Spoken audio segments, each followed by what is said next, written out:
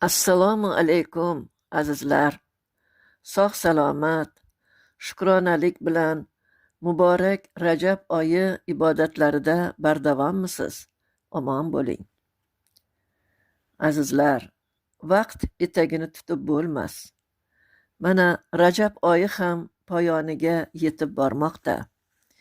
Isro va Mi'roj hodisasi ro'y bergan ulug' bir kechaga yaqinlashyapmiz.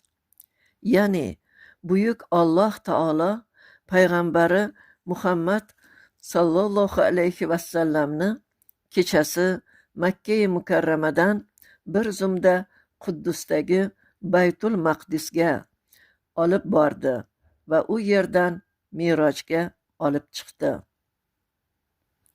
Bu haqda Qur'oni Karimda shunday marhamat qilinadi.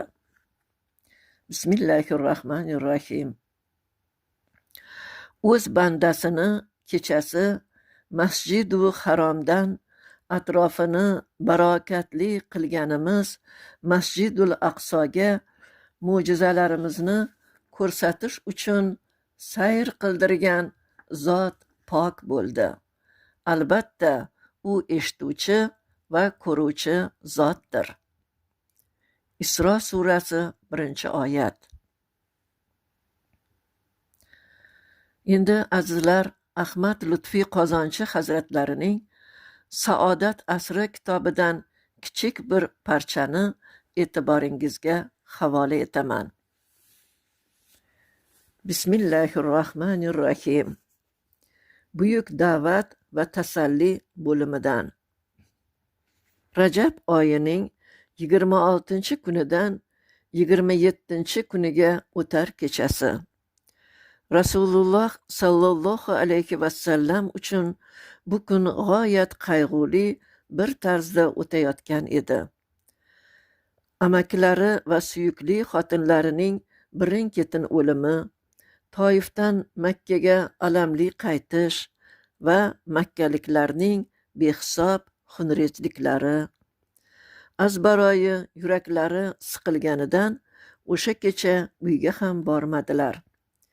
Ka'baning Xotim nomi berilgan yarim devorli qismida yotib qoldilar. Jabroil alayhissalom uyg'otganida u keltirgan xabardan Rasululloh sallallohu alayhi vasallam benihoya quvonib ketdilar.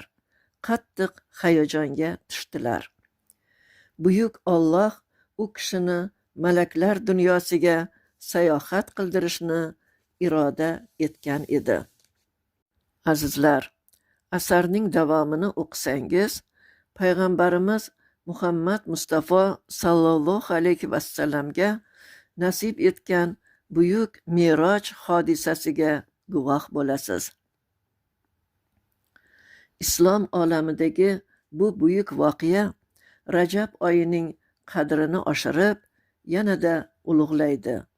Bu oyda bajarilgan ibodatlar ajri beqiyosdir. Duolar qilamizki, Robbim ibodatlarimizni bardavom etsin. Ramazon arafasidagi muborak oylarda sog'-u salomatlik ato etgani holda amallarimizni qabulu maqbul aylasin. Amin.